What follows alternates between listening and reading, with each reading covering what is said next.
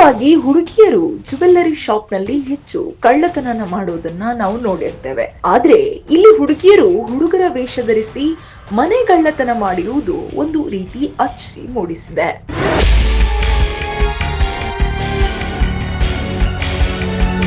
ಹಾಡುಹಗಲೇ ಮನೆಗಳಿಗೆ ಕನ್ನ ಹಾಕುತ್ತಿದ್ದ ಖತರ್ನಾಕ್ lady gang ಸಾಲು ನೀಲು ಸಂಪಿಗೆಹಳ್ಳಿ ಪೊಲೀಸರ ಬಲೆಗೆ ಬಿದ್ದಿದ್ದಾರೆ. ಹುಡುಗರಂತೆ ಡ್ರೆಸ್ ಮಾಡಿಕೊಂಡು ಓಡಾಡುತ್ತಿದ್ದ ಈ ಹುಡುಗಿಯರ ಕಳ್ಳತನದ ದೃಶ್ಯಗಳು ಸಿಸಿಟಿವಿಯಲ್ಲಿ ಸ್ಪಷ್ಟವಾಗಿ ಸೆರೆ ಹಿಡಿಯಲಾಗಿದೆ.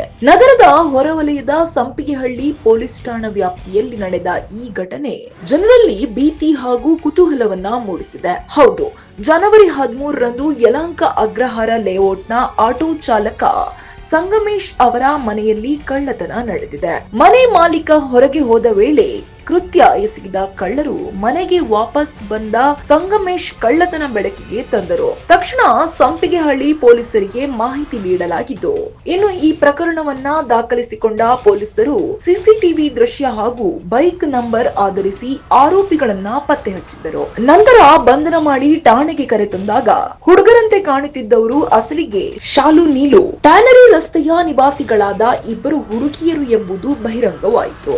ಈ ಖತರ್ನಾಕ್ ಲೇಡಿ ಗ್ಯಾಂಗ್ ನ ಬಂಧನದಿಂದ ನಗರದ ಜನರಲ್ಲಿ ಸ್ವಲ್ಪ ನೆಮ್ಮದಿ ಮೂಡಿದೆ. ಕಳ್ಳತನದ ದಾರಿ ಹಿಡಿಯಲು ಕಾರಣ ಏನೇ ಇರಲಿ, ಕಳ್ಳತನ ಮಾಡೋದ್ರಿಂದ ಯಾವತ್ತೂ ನೆಮ್ಮದಿಯಿಂದ ಇರಲು ಸಾಧ್ಯವಿಲ್ಲ.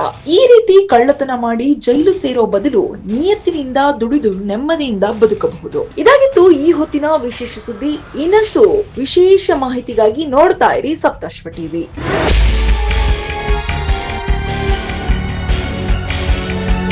ನೋಡಿದ್ರಲ್ಲ ವೀಕ್ಷಕರೇ, ಇದೇ ರೀತಿಯ ಇನ್ನಷ್ಟು ಹೊಸ ವಿಡಿಯೋಗಳಿಗಾಗಿ ನಮ್ಮ ಸಪ್ತಾಶ್ವ ಟಿವಿ ಕನ್ನಡ ಚಾನೆಲ್ನ ಸಬ್ಸ್ಕ್ರೈಬ್ ಮಾಡಿ, ಲೈಕ್ ಮಾಡಿ, ಶೇರ್ ಮಾಡಿ. ಧನ್ಯವಾದಗಳು.